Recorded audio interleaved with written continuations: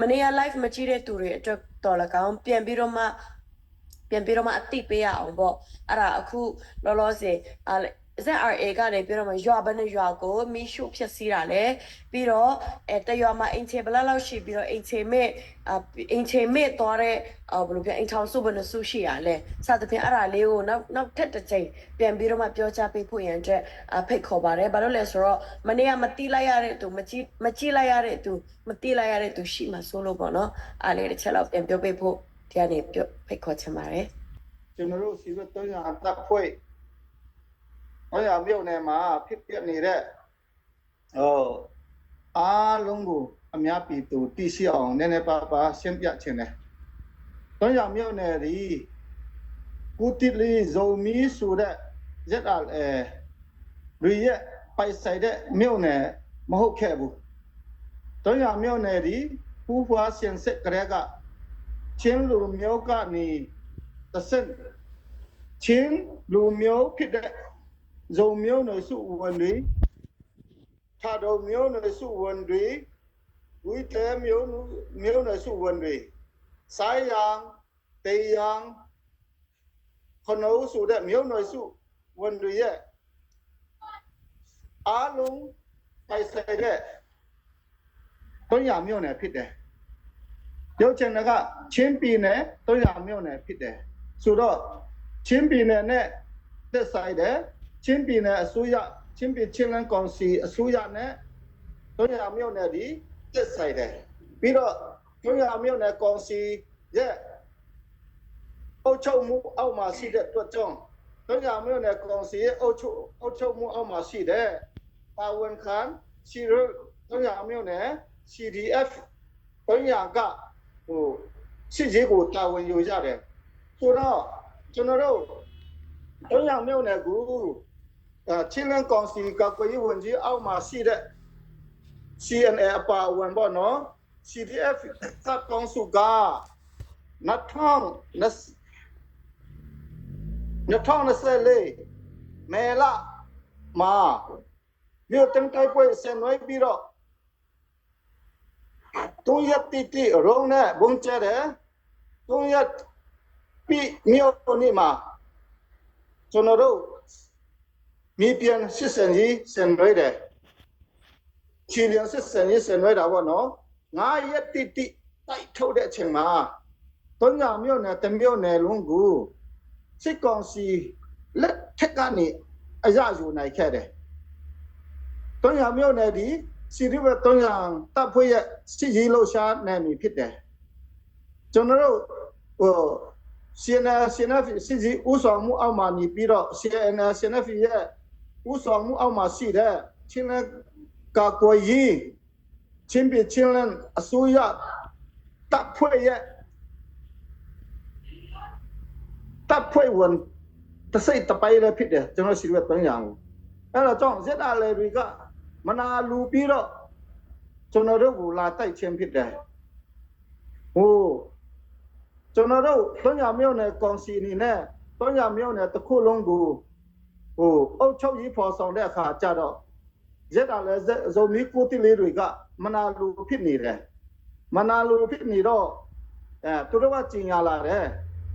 300မြို့ကိုပြန်သိမ်းမယ်ဆိုပြီးတော့ကြင်ညာလာကြတယ်ကြင်ညာလာတဲ့အတိုင်း2024နိုဝင်ဘာလမှာ300တိုက်ဘူးကြခါနေဆင်းလာကြတယ်ကျွန်တော်တို့တရင်ဇာထားလို့သူတို့ကမော်ကွဲမှာစခန်းချပြီးတော့ကြခါနေမော်ကွဲရမှာစခန်းချလာတယ်မော်ကွဲရနေ300တိုက်မဲ့သိမ့်မဲ့ဆိုပြီးတော့ဆင်းလာကြတယ်နာယံဇွာနေခုနမိုင်ဝေးတဲ့နေရာနာယံနဲ့မော်ကွဲဆိုရင်ခုနမိုင်ပဲဝေးတယ်နာယံနဲ့300ဆိုရင်ခုနမိုင်ပဲဝေးတယ်300ကနေပြောမယ်ဆိုရင်14မိုင်ဝေးတဲ့နေရာမှာရက်တာလည်းတွေရောက်လာပြီးတရင်ကြားတယ်အဲ့ဒါနဲ့တရင်ကြားချင်းကျွန်တော်တို့စီရဲ300တပ်ဖွဲ့နဲ့300မြို့ပေါ်မှာစခန်းချနေထိုင်တဲ့စီရီဘက်300တပ်ဖွဲ့နဲ့ CNA တမတော်ကပူးပေါင်းပြီးတော့ မော်ကိုရွာမှာရှိတဲ့စစ်သားလည်းတပ်ဖွဲ့ကိုတွားပြီးတော့တွားတိုက်ခိုက်တဲ့အချိန်မှာတွားတိုက်ခိုက်တယ်အဲ့ဒီနေရာမှာကျွန်တော်တို့ရှိရတဲ့တပ်ဖွဲ့ဝင်ဇေဘောမွေကြဆုံးတယ်ဇေဒါလည်းဘက်ကအတိအကျဆက်တယောက်ကြဆုံးပြီးတော့အမြပြတာညာရရှိတယ်အဲ့ဒါနဲ့ဇေဒါလည်းသူကမချင်တ်တိဘူး2025 FIFA လာမှာတချင်တွန်းရံကိုတိုက်ဖို့တွေးခင်ရောထက်နားလေးစံပြီးမှစခန်းချပြီးတော့ကျွန်တော်တို့မော်ကွိုက်တိုက်တဲ့ခါမော်ကွိုက်မှာကျွန်တော်စီကတွန်းရံနဲ့ CNA တပ်ဖွဲ့ကနေရာယူစခန်းချထားပြီးပြီအဲ့ချက်မှာဇက်တော်လည်းတွေကတွေးခင်ရောအထက်စံပြီးလန်ကွဲဒီခါနဲ့စံပြီးလန်ကွဲမှာစခန်းချပြီးတော့တွန်းရံတိုက်ဖို့ပြင်ဆင်လာတယ်အဲ့ဒါနဲ့ကျွန်တော်တို့ကမော်ကွိုက်ကနေတွားပြီးတော့ချစ်ကျူတိုက်ခိုက်တယ်အချက်မှာအဲ့နေရာမှာကျွန်တော်တို့စီရတွန်းရံတပ်ဖွဲ့ရ3ယောက်ချဆုံးရှာတယ်ဘာနိုဟောဟောနို3ယောက်ချဆုံးပြီးတော့ရှင်နယ်ရဲဘော်1ယောက်ချဆုံးတယ်အဲ့ဒါနဲ့ဇက်လာလည်းဖက်မှာတော့အများကြီးကြဆုံးတယ်လို့ကြားတယ်ဒါပေမဲ့အဲ့ဒါတိကျတော့ဦးကြီးတော့မတိတော့ဘူးနော်ကျွန်တော်အဲ့ဒါနဲ့စစ်တာလည်းတွေ့မချင်တ်သေးဘူးတွန်းရံတင်းဖို့ဒီတခါနောက်ဆုံးမှာ2025ဧပြီလ3ရက်နေ့မှာမော်ကွိုင်းဇိုကိုတခါတည်းနဲ့စီဘလာဝန်စီတယ်မော်ကွိုင်းမှာဆိုရင်ကျွန်တော်စီရတွန်းရံတပ်ဖွဲ့ CDF ထာတော့တပ်ဖွဲ့ CDF မဟုတ်ဘူး CNA တပ်ဖွဲ့တုံးဖွဲ့ကမော်ကွိုင်းမှာစခန်းချက်နေထိုင်တယ်တပ်ခွဲတခွဲစာပေါ့နော်တပ်ခွဲတခွဲစာစခန်းချနေထိုင်တဲ့အချိန်မှာဘူလူအနာမမြအောင်ဇက်တာလေးဝန်စီပြီးတော့ဝန်တိုက်တယ်နားရောင်နဲ့မော်ကွိုင်းအကြမ်းမှာအမ်ဘူထိုင်တယ်ကျွန်တော်စီရတဲ့တပ်ဖွဲ့6ယောက်ကအမ်ဘူမီလို့3ယောက်က4ယောက်ကြဆုံးသွားတယ်အဲ့ဒီနေရာမှာစီရထတော့တပ်ဖွဲ့မော်ကွိုင်းတိုက်ပွဲမှာစီရထတော့တပ်ဖွဲ့4ယောက်ကဖမ်းခံတယ်ကျွန်တော်စီနဲ့တပ်ဖွဲ့1ယောက်နဲ့စီရတဲ့တပ်ဖွဲ့1ယောက်2ယောက်ကဒဏ်ရာရရှိတယ်ပြီးတော့အဲ့ဒီမှာအပလာ3ရက်နေ့မနေ့10နာရီလောက်မှာတွန်းရံကိုမနေ့9နာရီမှာမော်ကွိုင်းကိုတိုက်ကြတယ်10နာရီမှာကျွန်တော်တို့တွန်းရံကို NR အလုံးရနဲ့အယောက်400နဲ့400ကျော်ပေါ့နော်မော်ကွိုင်းမှာအယောက်60ခန့်မော်ကွိုင်းဘုံမော်လာနီဆက်လာပြီးတော့နားရောင်ကျော်မှာအယောက်60ခန့်ပြီးတော့တွန်းရံကိုအယောက်200ကျော်ကဝန်စီးတယ်တွန်းရံစခန်းမှာဆိုရင်ကျွန်တော်တို့ကအဲ့ချိန်မှာရှိတဲ့တွန်းရံတပ်ဖွဲ့နဲ့ရှင်နယ်တပ်ဖွဲ့နဲ့ဖွဲ့ရစခန်းချနေထိုင်တယ်ဆိုတော့သူတို့ကလာတိုက်တဲ့အချိန်မှာကျွန်တော်တို့ဖျားတခင်ရဲ့ကြီးဦးတော်ကြောင့်ပေါ့နာယီဝက်လောက်ကိုကျွန်တော်တို့ကအခွင့်အရေးရတယ်မိကျွန်တော်တို့တော်လေတဲ့အဖွဲကဇက်လာလေတွန်းရောင်မြို့နာရောက်လာပြီးကတ်လာပြီးလို့တကယ်နဲ့တိကျပြောလာတဲ့အခါကျတော့ကျွန်တော်ကရှင်နယ်ကိုကြောင်းချရှင်နယ်တတ်မှုကိုကြောင်းချပြီးတော့ရှင်နယ်တတ်မှုနဲ့ကျွန်တော်စီရတွန်းရောင်အဖွဲကအချင်းမီနေရာယူထားလို့တာဝတိုင်းနာတဝိုင်းနဲ့မိတကုန်းတဝိုင်းမှာကျွန်တော်တို့အချင်းမီနေရာယူထားလို့တွန်းရောင်ကိုအပါမခံတာအဲ့ဒါနဲ့ကျွန်တော်တို့စီရတွန်းရောင်အဖွဲနဲ့ရှင်နယ်တတ်ဖွဲကရွတ်ချွန်ပုတ်ကန်တိုက်ခိုက်မှုကြောင့်ဇက်တာလည်းရမစုမလာပဲနဲ့ရှစ်ဆုံးသွားတယ်ကျွန်တော်ရုံးစရာကျွန်တော်ကိုချစ်ဆုံးရဲ့ရုံးစရာသူကရုံးကြိုက်တယ်ဆိုတော့ဇက်တာလည်းအလောင်းကိုအများကြီးတွေ့ထားတယ်ဆိုတော့ပေါင်းလူပေါင်းတဲ့အဖေပြောတဲ့အခါကျတော့ကျွန်တော်ကလည်းစိတ်မကောင်းဘူးပေါ့နော်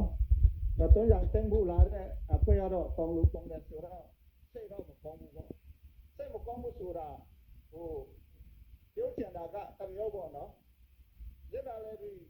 โอ้เตะเราใช่บอกกางโหตัวเราชิ้นဒီလိုဘာဖြစ်လို့ဒီလောက်တိုက်ကြတယ်လဲရက်တာလည်းပြဘာဖြစ်လို့ကျွန်တော်တို့တွန်းရံကိုလာတိုက်ကြတယ်လဲဘာဖြစ်လို့ဒီလောက်တိတ်သေးတယ်လဲပေါ့နော်အဲ့ဒါပါဟိုသူတို့ပိုက်ဆိုင်တဲ့မျိုးလည်းမဟုတ်ဆိုတော့ဘာဖြစ်လို့ဒီလောက်ကြီးစကားစာရဲ့ဒီလိုမျိုးစကားစာရဲ့လောက်မှာညီချင်းလုံးလို့တွန်းရံမျိုးနဲ့ပိုက်ဆိုင်လုံးလို့တွန်းရံကိုလာတိုက်တဲ့အတွက်ကြောင့်သူတို့ကမဆုမလကြဆုံးသွားတယ်ပြီးတော့အဲ့ဒါနဲ့သူတို့မတင်တယ်ဘူးအဲ့ဒါနဲ့မကြည်နပ်ရှက်လွန်းလို့လားမသိဘူးကျွန်တော်ကြားတော့90နဲ့100အကြားမှာတည်တယ်တချို့ပြောတာ90တယောက်ကြားဆုံးတယ်တချို့ပြောတာ100နဲ့တယောက်ကြားဆုံးတယ်တဲ့မော်ကွိုက်တာဒီပြုတ်ပြချက်ရတော့သူတို့ကြော်မှာဖြတ်တန်းလာတာလုံးဝအလုံးတည်တဲ့ကားတစီဒါရကတော့လူနာတန်ကားတစီအဲ့လိုဖြတ်တန်းလာတယ်တဲ့ဆိုတော့ကျွန်တော်ကတော့ဂျုံသွားတယ်အဲ့ဒါတော့ဘာဖြစ်ဟိုကိုမြင့်မြန်ကျွန်တော်တားကလည်းမြင့်မြန်ရုံးနဲ့တွေ့တယ်ဆိုတော့အဲ့ဒါကြောင့်စစ်တာလည်းဒီကစစ်ကြီးဆုံးတဲ့လို့အကြအဆုံးတားများလို့နားရောင်ကြီးကျော်ကိုမီးဝင်စုတယ်ပြီးတော့သူတို့ဟိုဘုံမောဇောကိုလည်းမီးဝင်စုတယ်ဘုံမောဇောနဲ့နားရောင်ကိုကျွန်တော်ဂျုံမျိုးနွယ်စုတွေနေထိုင်တဲ့ကြီးကျော်ဖြစ်တယ်ချင်းလန်းကောင်စီတော့ရမျိုးနဲ့ကောင်စီနဲ့ချင်းလန်းကောင်စီကိုထောက်ခံအားပေးတော့ကြီးကျော်ပြီးဖြစ်တယ်အဲ့ဒါကြောင့်ဟိုတို့ကမီးစုချင်းဖြစ်တယ်လို့ကျွန်တော်ယူဆတာပေါ့နော်နားရကြီးကျော်ဆိုရင်ကျွန်တော်ဂျုံမိုးမို့ဦးထဆွမုံရဲ့မွေးစာတိဖြစ်တယ်အရင်ကနားရကြီးကျော်ဆိုရင်လုံတာကျော်ကနေတောင်ရနေနဲ့လက်ရနေနဲ့တောင်ရခုတ်တာပေါ့နော်ဒါပေမဲ့နောက်ပိုင်းမှာလူဦးရေများလာတဲ့အခါကျတော့ကြီးကျော်အနေနဲ့ထူထောင်ပြီးတော့နားရကြီးကျော်ဖြစ်သွားတယ်နားရကြီးကျော်ဆိုရင်လုံတာသားတွေကြီးပါပဲလုံတာကျော်သားတွေပေါ့နော်ကျွန်တော်ကိုယ်တိုင်ကလည်းလုံတာကျော်သားဖြစ်တယ်ဒါပေမဲ့နားရမွေးစာတိဖြစ်တယ်ကျွန်တော်ကအဲ့ဒါကြောင့်ဟိုဇက်တာလေဒီကအကြဆုံးများလို့လားကျွန်တော်မွေးစာတိမဟုတ်လို့လားမသိဘူးနားရကြီးကျော်ကိုမြည်ဝင်စုတယ်ပြီးတော့ဘုံမော်ကြီးကျော်ကိုလည်းမြည်ဝင်စုတယ်အဲ့ဒါကြောင့်ဒီမှာကျွန်တော်တို့နားရရောအပြည့်စုံကျွန်တော်ရဲ့အကိုကြီးဦးကံစွန်းပေါဖြစ်တဲ့သူ့ကိုဇက်လာလေတွေကနားရမြည်စုတဲ့အချိန်မှာဟိုသူ့ကိုထမ်းသွားပြီးတော့ဒီဆောင်ထောင်းနာမှာထားပြီးတော့သူ့ကိုပါမြည်စုသွားတယ်သူ့အတန်လေးကိုခဏလောက်နားထောင်ရအောင်ပမာလူပြောပါဦးပါရနော်ဇက်လာလေတွေမြည်စုတဲ့အကြောင်းတစ်ချက်လောက်ပြောပြပါပမာလူဟုတ်ညလာလေတွေကကျွန်တော်ဘယ်မှသွားလို့မရတော့အင်းထဲမှာငုတ်တော့နေတဲ့အချိန်မှာမိဆိုဟာကြီးကျွန်တော်ကိုခေါ်ပြီးတော့သူအလားရှိလားဆရာတော်မတည်ဘူးသူပဲနေသူတပိနေရောက်ကိုခေါ်ပြီးတော့ညဖူးကိုဘုံနေထဲမှာသွားထားဆိုတော့ခိုင်းတယ်ကျွန်တော်ဘယ်မှမသွားပါဘူးဘယ်ကတော့မနောက်ကျွန်တော်ဒီအိမ်မှာပဲနေမယ်ဆိုတာကိုဘုရားတဲ့သွားခန်းသွားဆိုပြီးတော့သူတပိနေရောက်ကျွန်တော်မှာပြီးတော့ထမ်းပြီးတော့အဲ့ဒီဆောင်လည်းအစိတ်မှာကျွန်တော်ထားတယ်ထားပြီးတာနဲ့တပည့်နဲ့ကျွန်တော်တွေအထက်အင်းနာနေကျွန်တော်5ရောက်လာပြီးတော့ရှင်းလာတယ်ရှင်းလာပြီးတော့ကျွန်တော်တို့အောက်ပိုက်ကိုပေါ့ရော်ဒီအင်းကြီးပေါ့အဲ့ဒါစားမိစုခိုင်းရတယ်ငါပြီးတော့တပည့်စားနဲ့အားလုံးစုသွားတာပါပဲကျွန်တော်ချုံထဲမှာပဲအကြည့်တော့ထဲမှာဟိုခိုင်းနေတာဟုတ်အဲ့ဒါပါနော်အဲ့ဒါကိုဘယ်လိုပြောရဆိုဟိုအဲ့ထဲမှာပြုတ်ချင်တာကဟိုဇက်ကလည်းခေါင်းဆောင်ထဲမှာဒီအဖိုးကြီးကမီလွန်ဆွေမျိုးစုဖြစ်တယ်ဇက်ကလည်းခေါင်းဆောင်ထဲမှာမီလွန်ဆွေမျိုးစုဆိုတဲ့လူကစ်လင်းတောင်ပါတယ်သူကတနာလို့ဒီအဖိုးကြီးကိုချောင်းမှာဟိုဘာလဲမခိုက်ပြီးတော့ချောင်းမှာမိခိုက်ပြီးတော့အင်းကိုအကုန်လုံးမိစုသွားတယ်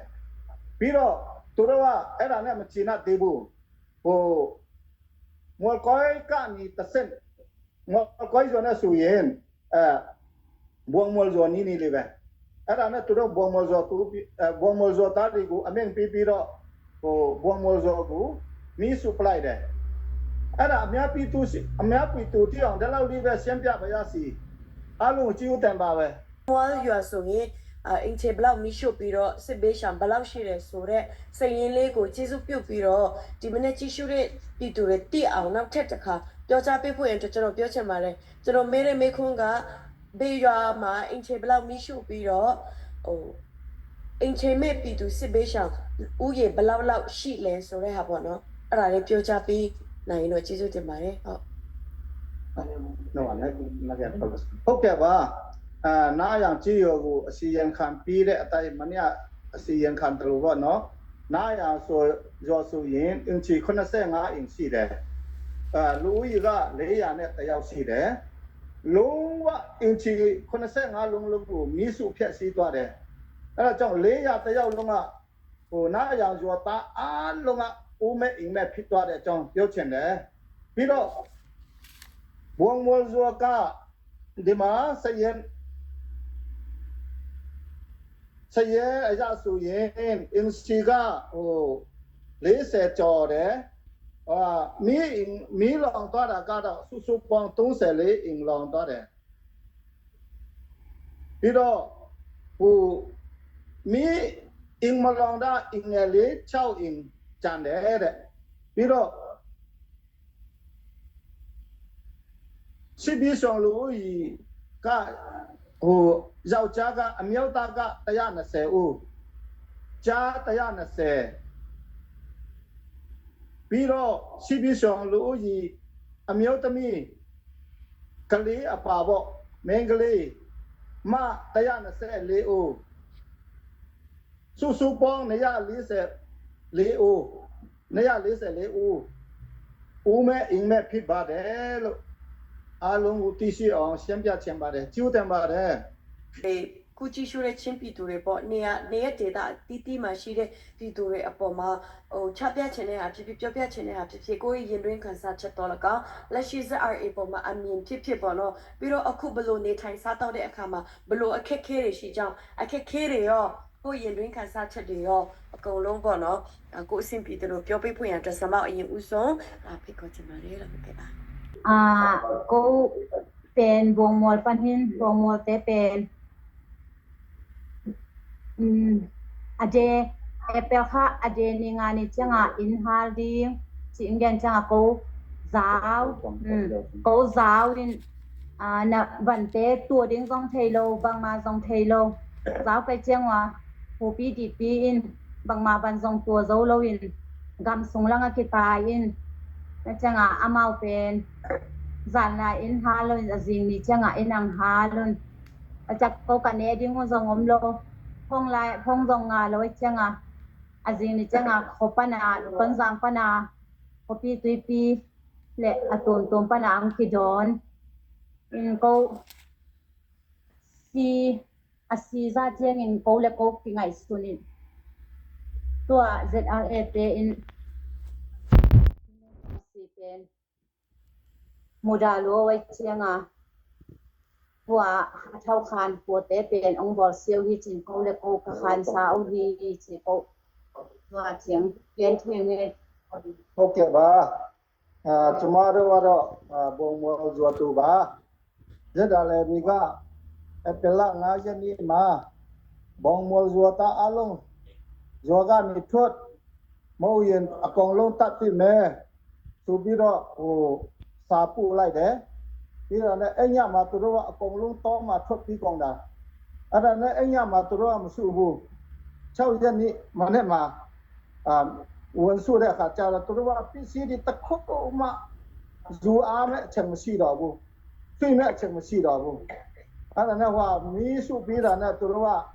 ဟိုဘုံမဇောတာတွေကဟိုယူရိုပီယန်ဘက်မှာရှိဆောင်ကြတယ်ဆိုတော့စားစရာတောက်စရာတွေမရှိတော့ဘူးငါနဲ့နေတဲ့ချိန်မှာ300ကနေအမျိုးတွေကဟိုလာခေါ်သွားလို့300ကိုရောက်ရှိတဲ့အကြောင်းကိုပြောပြတယ်ပြီးတော့ဟိုဘုံမောဇောတာတွေကချင်းလင်းကောင်စီကိုထောက်ခံတဲ့အတွက်ကြောင့်ZRAတွေကဟိုဘုံမောဇောကိုမိစု မိစုချင်းဖြစ်တယ်လို့လည်းသူပြောသွားပါတယ်ဒါတော့ပါပဲ လက်ရှိအချိန်လေးရောဘလောက်ခက်ခဲလဲအခုအင်္ဂလိပ်တယောက်တူအနေနဲ့ရွာသူတယောက်အနေနဲ့အခက်ခဲဘယ်လိုရှိလဲပေါ့အခုပြောရမယ်ဆိုရင်အင်ချေမေဘဝရောက်သွားတယ်စားစရာတောက်စရာမရှိတော့တဲ့ဘဝရောက်သွားတယ်ပေါ့နော်အဲ့ခါမှာကိုဘယ်လိုခံစားရလဲဘယ်လိုခက်ခဲတယ်အဲ့ကိုကြုံရတဲ့ခက်ခဲကိုပါညဝေပြီးလို့ရတယ်နော် tuần giang cả tuần ở chiang ôm này đi in dòng ôm lô xỉu đi em cuốn dòng ôm lô giản cuốn dòng ôm lô bề pakan xia keo ôm lô ăn tăng chi mẹ ra chi tế bằng mà ôm lô cả chi này đi ngô thầy lô in và nè cô ngã hồ na nghe chỉ đà nên cô in muốn tế ang vai hôm kia in các bạn xã in anh tăng tuy bộ pia khát lên nè ai pia khát lên nè omin có tế to anh tế huân thế in nè thế in huân tế silin giản huân tế anh kịp pia in sil ai chăng kanun tạ náo pen ham samama in sil điếng pen điếng này lo na điếng in le lâu này lâu in có mua at sin na điếng o thei lâu in again điếng đan zong ka thei sa kalong tang be o ana ဟုတ်ကဲ့ပါဟိုတွန်းကြမျိုးရောက်တာနဲ့တပြိုင်နဲ့ဦးစုံမိုးဘုံကဦးဆောင်ပြီးတော့ကူညီတဲ့ဟာလေးနဲ့ကျွန်တော်တို့ဟိုနေရာချပြီးတဲ့ဟာလေးနဲ့ဆွေမျိုးတိုက်ဝဲအင်းအတီးတီမှာဒေါ်လာကောင်းနေရာချပြီးတဲ့နေရာမှာဒေါ်လာကောင်းနေထိုင်ပြီးတော့အများပြည်သူရဲ့ပံ့ပိုးကူညီမှုဟိုတနာလို့မြတ်ဝဲပြီးတဲ့အစားအစာလေးနဲ့စားတော့ပါတယ်ပြီးတော့ဟိုဆောင်ဒီကအစဝက်စကအစဟိုဆွေမျိုးတိုက်ဝဲပြည်သူလူထုကဟိုပံ့ပိုးကူညီတဲ့ဟာနဲ့စားတော့ဝက်ဆင်ပြပါတယ်လို့အခက်ထဲတော့အများကြီးကြုံတွေ့ပါတယ်လို့နေစရာအင်းမရှိတော့ဘူးစားစရာမရှိတော့ဘူးဝတ်စရာမရှိတော့ဘူးအများပြည်သူကဖြစ်တယ်လို့ပုံရတဲ့ဟာနဲ့နေထိုင်တင်နေရတဲ့အချိန်ဖြစ်ပါတယ်လို့အားလုံးကဒီလိုဟိုကျွန်တော်တို့ကိုကိုကြီးနိုင်မဲ့လမ်းကြောင်းကိုရှာပြတဲ့အတွက်ကြောင့်လည်းကြီးဦးတဲ့အကြောင်းသူပြောသွားပါတယ်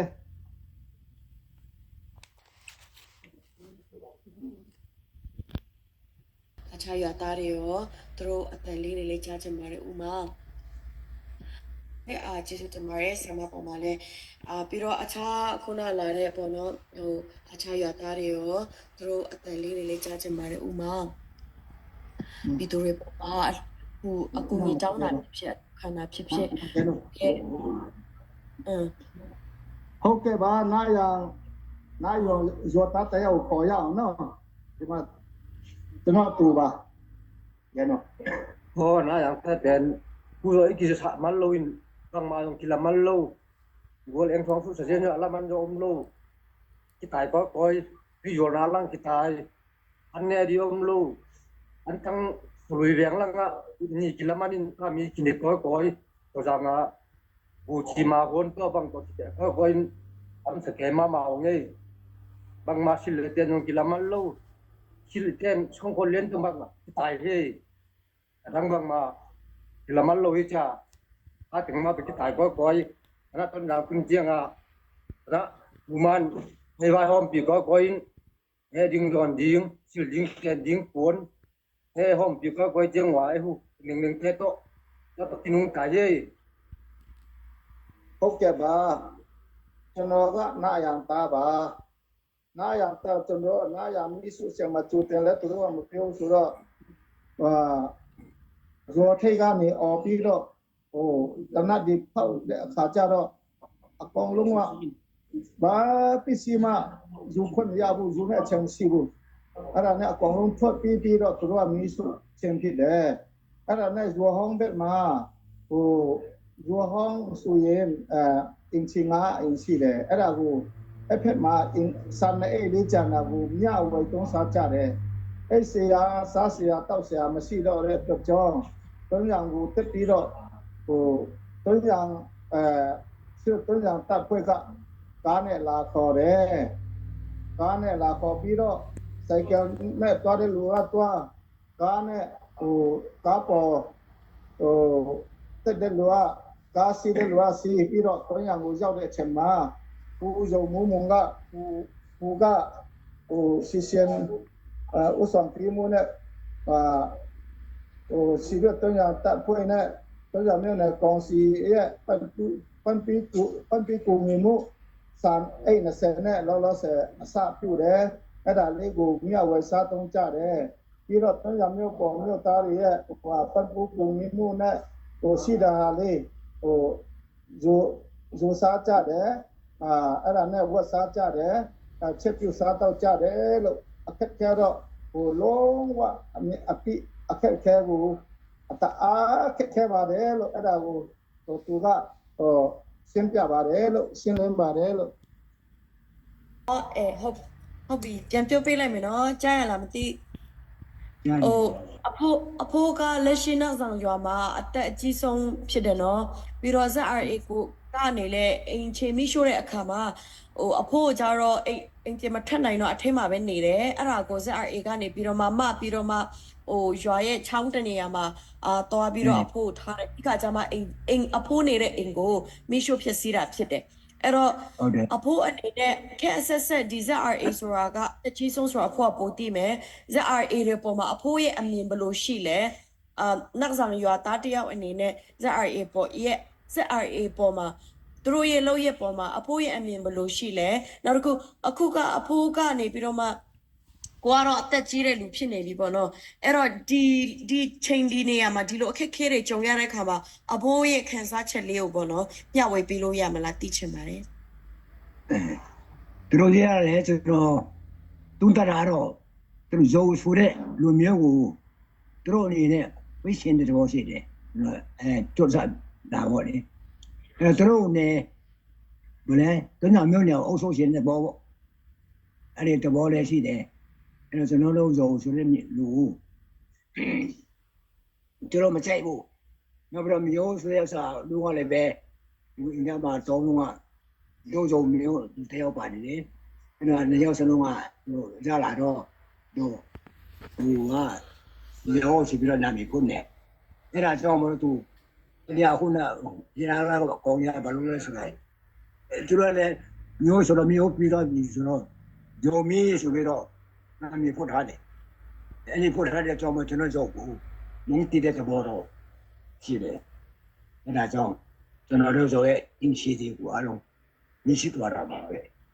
ဟုတ်တာမရှိတော့ဘုံတီးပြီးတော့မရှိတော့နာမည်မိုးလာတာကိုကြမ်းတယ်ငါအနေနဲ့တော့အဲ့လိုအားလုံးသတ်တူပြီးတော့မလို့ရဘူးဆိုပြီးတော့လည်းကျွန်တော်အောင်ဆောင်ကြောင်းနဲ့လည်းပြမှုတယ်ငါပြင်မာတယ်ညီမတို့လုံသွားတာမကောင်းဘူးဒီလိုမလုပ်ပါနဲ့ကျွန်တော်လည်းစစ်သားသားမတော်ပဲလည်းဘွေးဝင်ကြပါတယ်အဲ့လိုပြင်မာတာတွေမလုပ်ဘူးညာဖြစ်တဲ့လူဆိုတာဒီနေ့ထွင်ထိုးတယ်ဒီနေ့လည်းပြင်ပြီးတယ်တင်းတဲတဲ့နိုင်လာကြတယ်ဟိုခင်ဗျားတို့လုပ်ချင်တာမကောင်းဘူးဆိုပြီးတော့တော့ပြောစိတ်ဆိုတဲ့အချိန်မှာအဲ့လိုမလုပ်နဲ့ဒီပြီးတော့ကျွန်တော်ရှင်းချောက်ပြီးတော့လို့ကျွန်တော်လည်းမပြောရတော့ဘူးဒီတိုင်းနေတော့တာပေါ့ဒီလောက်ပါအတန်တော်မှမထွက်နိုင်တော့ဘူးနည်းနည်း သူကနေလည်းမကောင်းဘူးဆိုတော့အတန်မထွက်နိုင်တော့ဘူးနကုမ္ဘာ ကျွန်တော် Kumbang လေးတုံးမှလူရဲ့3လ50ခုနှစ်မှမွေးတယ်ဘိုးတော်ဟုတ်တာ 50 kun 50နှစ်1950 80ကျော်ပြီပေါ့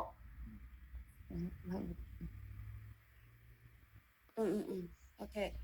ဒီလိုတင်ပါတယ်ဟို96ပေါ့နော်96ဝန်ကျင်ပေါ့နော်နောက်ထပ်ပါဝင်ပြီးတော့မှလူတန်းပေးဖို့ရောဖိတ်ခေါ် ပေးစီလို့ပါတယ်ပုံမှန်ပေါ့နော်အခုနောက်ဆုံးအနေနဲ့ဒီမနေ့အတွက်နောက်ဆုံးအနေနဲ့ဒီလှူဒန်းပေးတဲ့သူတွေပုံမှာကျေးဇူးတင်စကားတော်လကောက်နောက်ထပ်ဒီစစ်ရှောင်ပြည်သူတွေအတွက်အကူအညီတွေလိုအပ်သေးနေတဲ့အကြောင်းထပ်မံပြီးတော့မှကူညီပေးပါဆိုတော့ဘယ်လိုပြောမလဲအလှူခံတဲ့ပေါ့နော်အဲ့ဒါလေးပြောပြဖို့ရတဲ့နောက်ဆုံးအနေနဲ့ပုံမုံကိုဖိတ်ခေါ်ချင်ပါတယ် Ok ba alo thì ni mình là si đó mình để khen lâu tiêu ya mà bọn nó có cái tình yêu chiến tình yêu ta luôn thì lu quay quanh cùng như vậy mẹ hà vũ vào trong anh nè u sóng u giật đi để cho trong này siêu xả vào trong quay vũ siêu tiền xì để đi đó cho nó đâu aku lu ăn mì tí để hà vũ u mẹ in chi taya cho bilu pin le mi thai cham le bilu pin le sa tau mi thai cham le so da gu chin pi tu lu thu a long ka wai wan ku mi ta na pi de to chong pu mo ni ne do la gong chen no ro na yang pi tu ku sa ku mong mo pi tu ku sa chi u ten si de chong yo cha bu lo ba de pi ro chen no ro ta sit the ma be chen no ro aku ဒုက္ခခံနေရတဲ့ဘုံမောဇောတာတွေနဲ့နာယဇောတာတွေရဲ့သာဝနေကြီးကအစအိုးအင်ကအစအတိကပြန်လဲဆရမှာဆိုတော့သူညကနေပြန်လဲဆရမှာဆိုတော့ဘာပဲဖြစ်ဖြစ်ကျွန်တော်တကဘာလုံးမှာရှိတဲ့ချင်းပီတူလူထုအားလုံးကဘာပဲဖြစ်ဖြစ်နာယဇောတာတွေကိုဘာလဲတင်တလုံးစီတင်ကိုတိုင်အင်္ဂလိပ်ပါလို့ပါဖြစ်ကျွန်တော်ချင်းတမျိုးတာလုံးကစောက်ပေးချင်ရတော့စောက်ပေးနိုင်တဲ့အခြေအနေရှိတဲ့အတွက်ကြောင့်ဘာပဲဖြစ်ကျွန်တော်ကဘာပေါ်မှာရှိတဲ့ချင်းတမျိုးတာလုံးကတန်ဇောဒုက္ခတဲ့တွင်နဲ့ဘဝမောဇောဒုက္ခတဲ့အလုံးကိုဝိုင်း